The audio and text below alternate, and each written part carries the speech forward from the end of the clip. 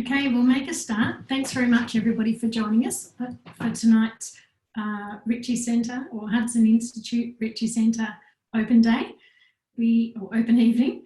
We're very much looking forward to talking to you. Do feel free to submit questions via the Q&A button below during the presentations, and we'll finish up with a Q&A session at the end.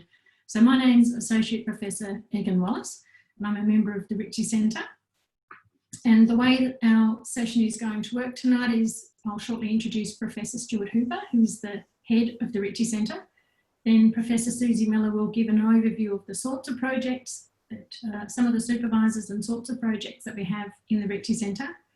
We'll follow that with a presentation from one of our past honours students in the Ritchie Centre, Madeleine Smith. Then Professor Caroline Gargett will give an overview of how to apply for honours and PhD students in the department, and then we'll finish back with question time at the end. Okay, thank you. So I'll pass over to Stuart now. Okay, thanks Megan, and thanks everybody for coming along to the open session tonight. My name's Stuart Hooper. I'm the head of the Ritchie Centre, and we're one of the centres of the Hudson Institute. But sorry, we'll have a little bit of this crash here. Our mission is to improve the health of women and infants and children. But I'd just like to say that we're not just a centre of the Hudson Institute, we're actually a centre of one of the oldest centres of Monash University, research centres. And as a result of that, we are the research arm, the main research arm of the Department of Obstetrics and Gynecology and Paediatrics. But in addition to that, we're also one of the major research gateways for women's services at Monash Health, as well as Monash Newborn Services and the Melbourne Children's Sleep Centre in the new Children's Hospital at Monash. Therefore, we really sit at the nexus between the Institute, the University and Monash Medical Centre or Monash Health. We're a major destination for research students. At the moment, we have around about 30 PhD students, 22 honours students and 1 master's student. So we attract a very large number of students and therefore have a lot of experience of supervising undergraduate or graduate students. Why would you want to think about doing research training at the Hudson? Well, there are obvious reasons for it, one of which is that you'll develop a qualification that demonstrates you're highly skilled in biomedical research. But doing research, doing science is much more about generating knowledge and taking in knowledge. It's much more about developing critical skills, and in particular critical thinking skills, writing and speaking skills. And there's no better place than the Hudson to actually to learn these skill sets. And they're very important in terms of a future research career, but not only in research, but in all other aspects of professional development. You will also gain training in state-of-the-art research platforms. But I suppose also very importantly, you will get to meet colleagues, supervisors and other students who are all dedicated to improving human health and well-being. What are the research themes of the centre? Well, the type of research that we do. We do a lot of research on women's health, in fetal and neonatal health, infant and child health, as well as cell therapy and regenerative medicine, and infection, inflammation, immunity. Now, that might seem like quite a broad spread, but it is all very integrated and relevant to that major focus that I talked about at the start, which was women's, children's and infants' health.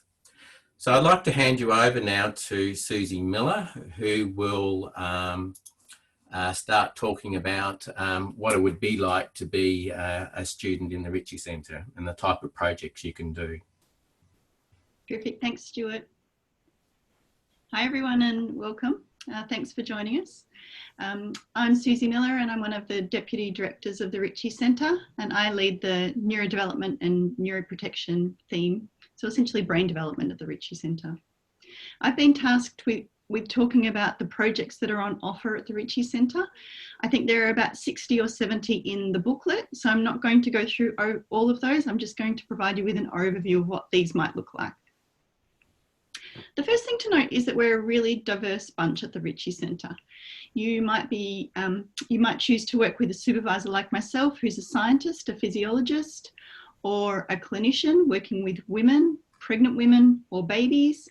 Or you might work with an epidemiologist or someone in public health. We cover all of these diverse supervisor roles at the Ritchie Centre. You might also choose to work on a range of different projects. You might work in a clinical situation with women or pregnant women or babies themselves, looking at neonates or young children. Or you might choose an animal-based project in which you might be looking at animal models of compromised situations, perhaps during pregnancy, in which case you might be looking at sheep or rats or mice. Or you might choose a cell-based culture in which you're looking at organs in culture or cells in culture. These are all possibilities at the Ritchie Centre. Now, a really important thing to keep in mind is that we work along all of the stages of the continuum of women's, pregnancy and baby health. And so the projects on offer represent all of these. So a couple of examples in women's health. You might choose to undertake a project that broadly examines the diagnostics or treatment for endometriosis or endometrial, oops, I have to go back. Or endometrial organoids. You might choose to look at bioengineered materials plus stem cells as a treatment for pelvic organ prolapse. In pregnancy, there are lots of different projects on offer, including clinical-based projects in which you might be looking at novel ways to reduce stillbirth in Victoria or new therapies for preeclampsia. You might choose a clinical-based project in which you look at the effects of maternal obesity on placental function. Or there's even a project on offer looking at an assessment of the impact of telehealth this year on maternal and neonatal outcomes. We have a very broad program of research looking at stem cells, and these are predominantly stem cells that are obtained from the placenta and the umbilical cord.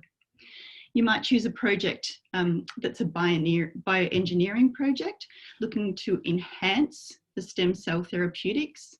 You might look at the angiogenic potential of exosomes, so this is how they produce blood vessels.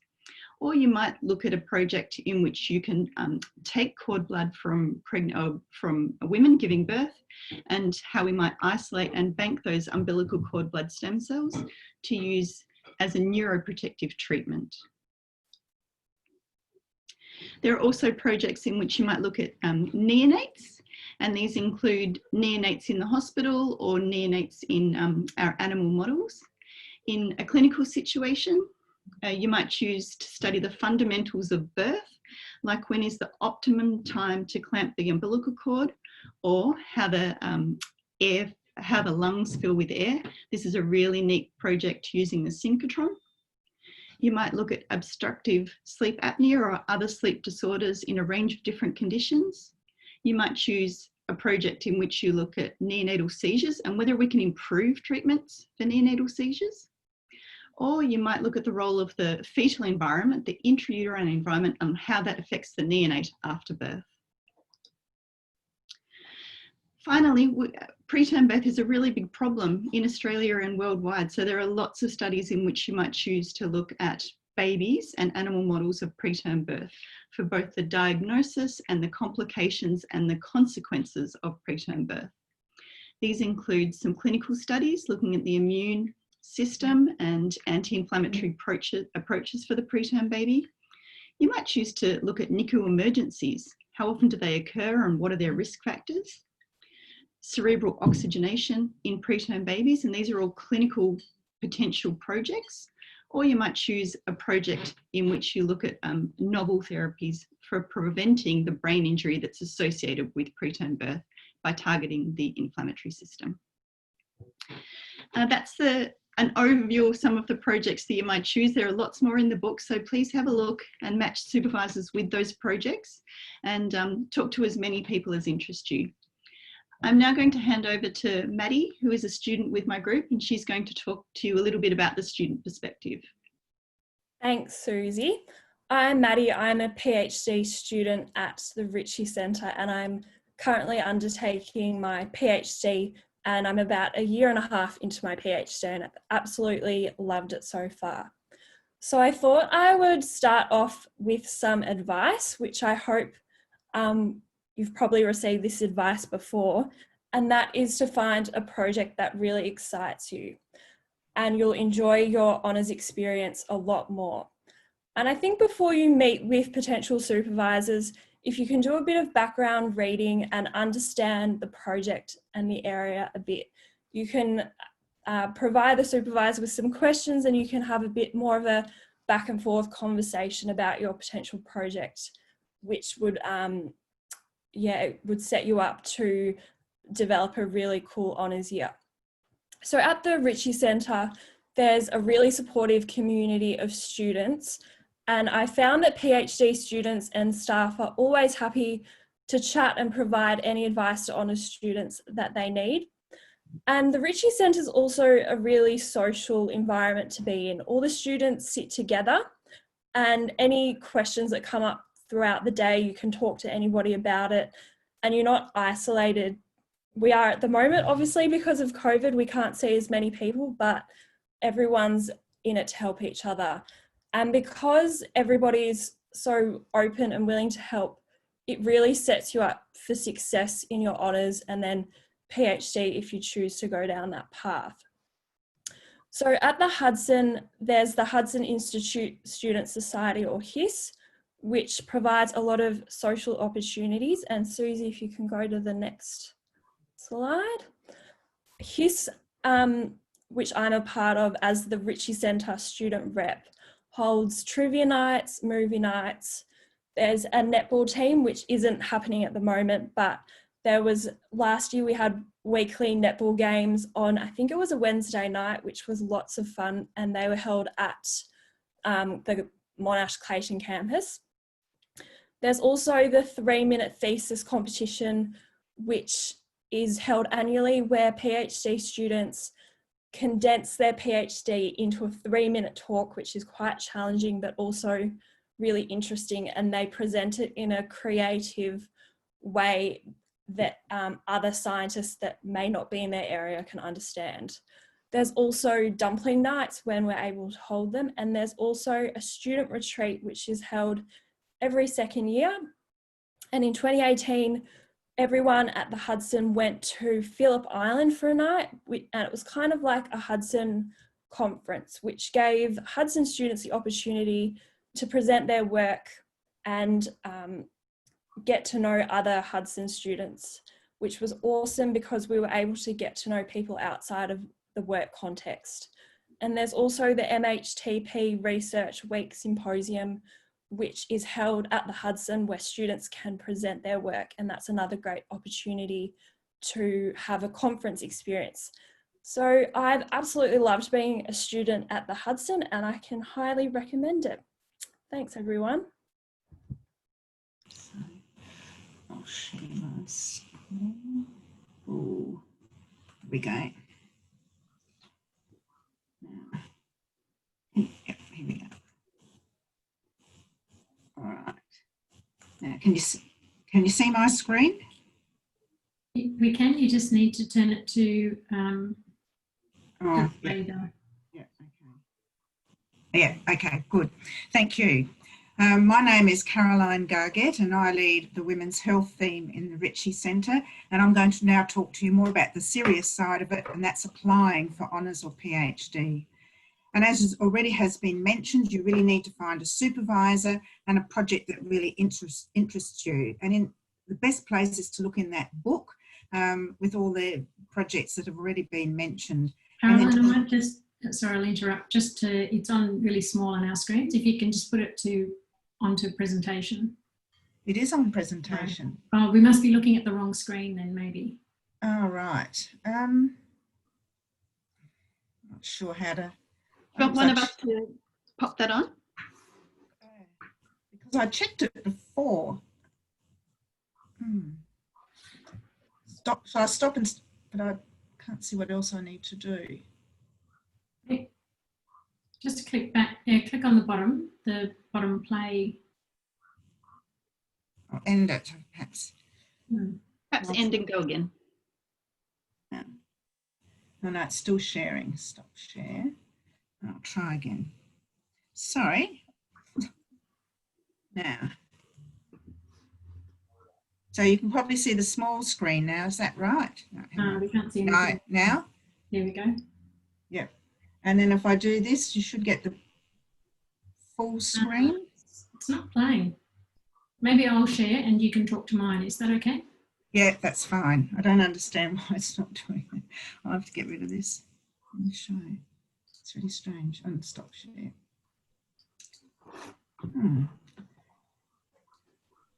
I think it's a problem when you've got a double screen.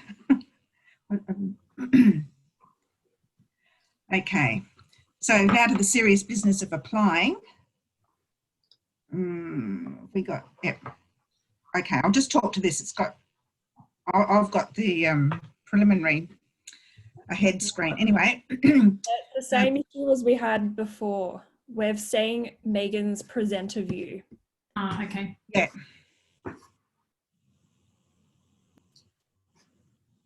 Better? No. Yes, I think you've got it. Yeah, thank you.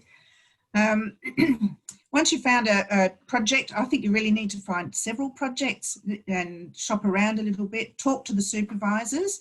Emailing them first is a good idea. They may be interested in looking at your academic transcript to date. And there you want to, when you talk to the supervisor, you want to really explore about what the project's about, whether it's the kind of thing that you really want to do, what the expectations are. And also look to meet other members of the supervisory team and particularly a student who has worked in that team before so that they can tell you just how it is. And if that's the project you really like, you need to sign up.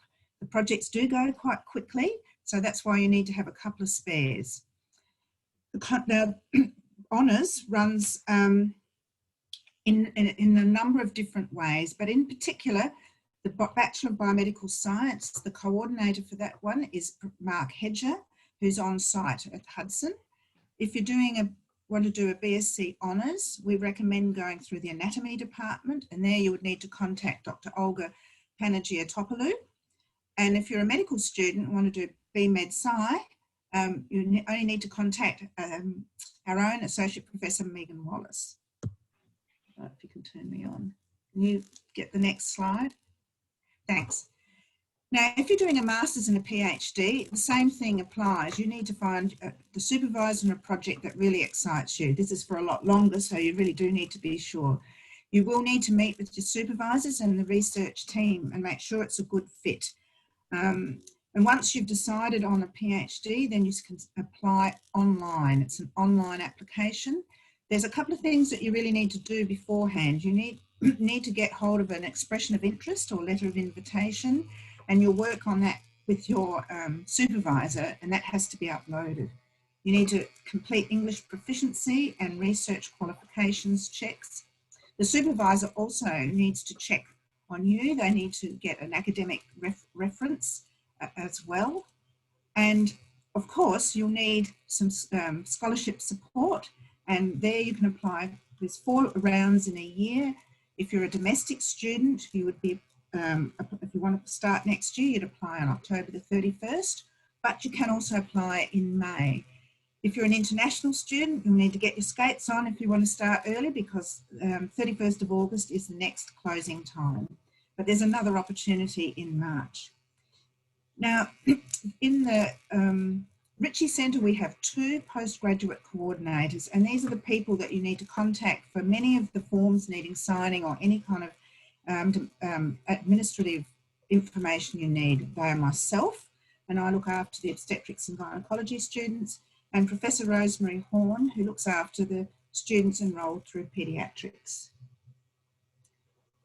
And ready to go on to the next slide.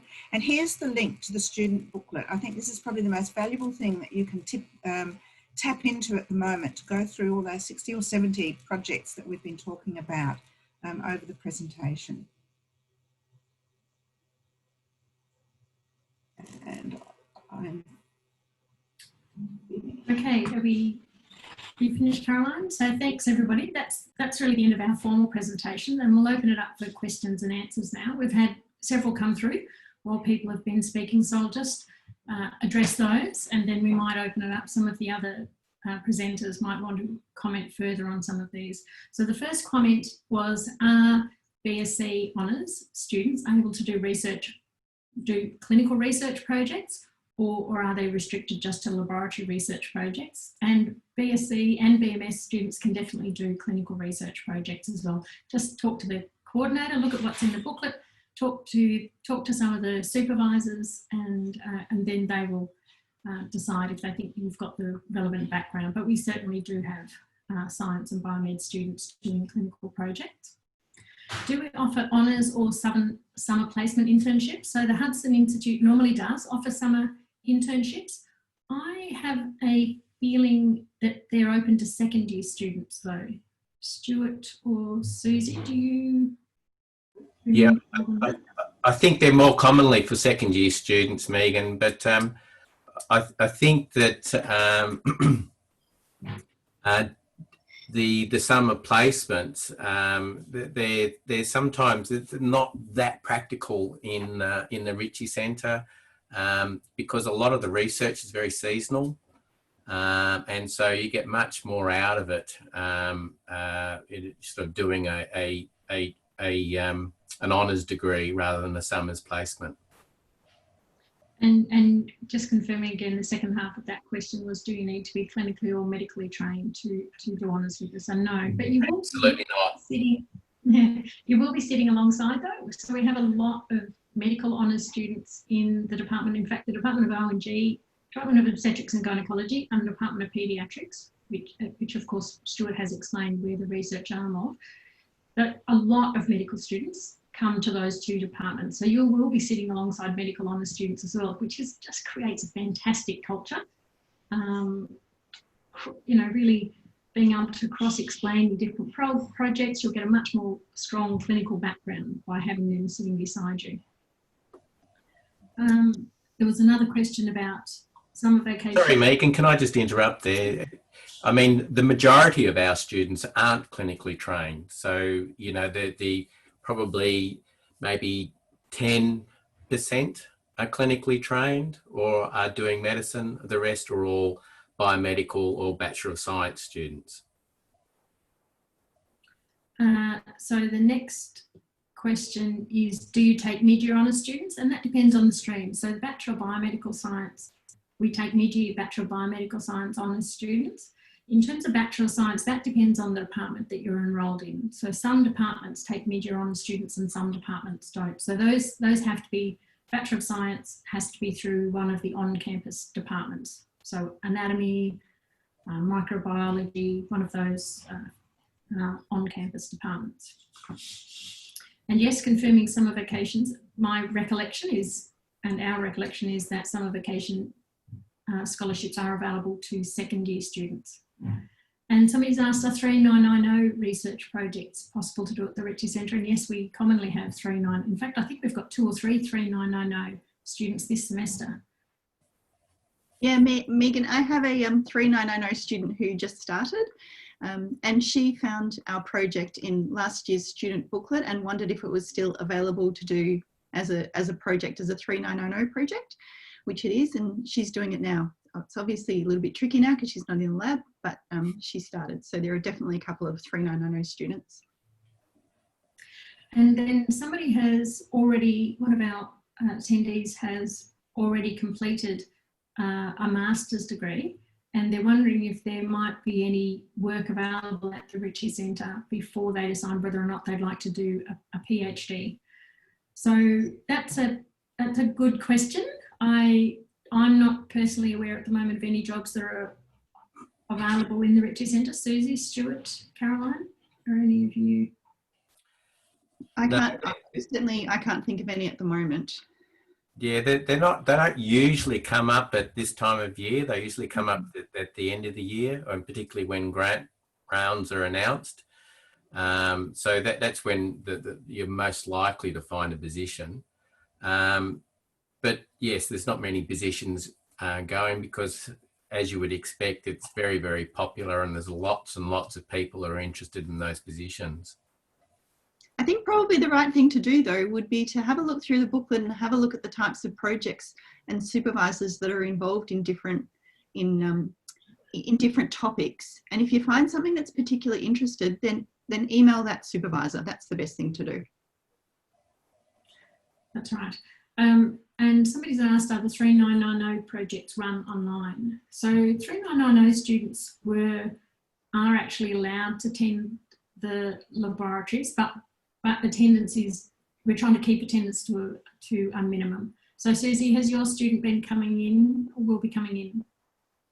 She hasn't been coming in, and we will try and limit it as much as possible. She's doing a project that is, it was relatively easy to just switch to something that could be analysed offline, if you like. I think that'll also depend upon the home department, because we aren't a home department for 3990 subjects.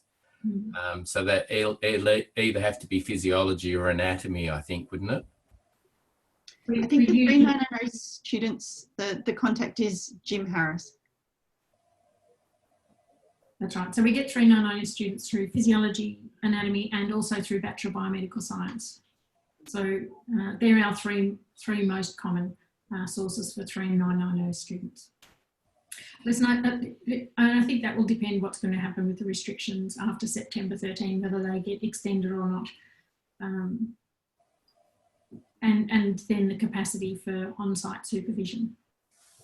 But we love having students on site, so we're certainly hoping that will happen soon. Yeah, and again, the tip would be to have a look through the book, find a supervisor and a project that you just love the look of, and email that supervisor and ask what's possible. So somebody's asked how the current lockdown restrictions have affected clinical lab aspects of projects this year for honours students. So that had a really wide variety of effects depending on the type of projects. So where it was possible to move projects online so that they didn't require on-site attendance, then we did that. A lot of the clinical projects, particularly where there's already data available, those ones could be done with students remotely.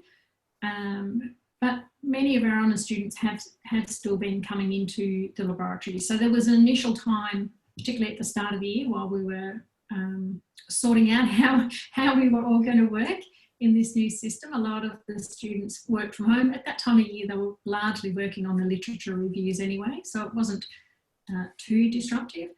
And then once all of the new processes were put in place as to how we would work, then many of our students have been coming back on site. Suzie or Stuart, would you like to comment further on? Yeah. Well, so we have 5 honours students in our group this year, and they're all back into work now, but that remains limited because obviously we're limiting the number of people in labs, but all students are allowed back into labs now. So the other thing is that all honours streams will be using a document that will get submitted with the thesis, where the students have an opportunity, students and the supervisors have an opportunity to document the impact that COVID-19 had on their projects, so that the examiners will take that into account, because there has been a range of restrictions across the whole university, not just with us, so that every honours student will have that taken into account. But I think probably we've been less affected than many other departments, partly because of the nature of the projects that we do, and that many of them were able to continue. Have we got, so we're actually spot on 7:30 at the moment. So I'm just going to click onto this final slide to remind you that tomorrow night are two presentations from the Department of Obstetrics and Gynecology. So the first session will be talking about the clinical projects and trial and projects in epidemiology. The second presentation will be talking about discovery research. So you'll learn more about the things that we do in the Ritchie Centre. as part of this presentation. And then at the end of the day, end of the evening, will be a presentation from the Department of Paediatrics. So again, you'll hear more about projects in the Department of Paediatrics, some of which include projects that are through the Ritchie Centre. Okay, if there are no further questions, we will thank you very much for joining us. And I'd like you to join me in thanking all of our presenters for this evening. And we wish you luck, and we look forward to hearing from you about projects that you're interested in. Thank you. Thank you. Yeah, thanks a lot, everybody. Thank you. Bye.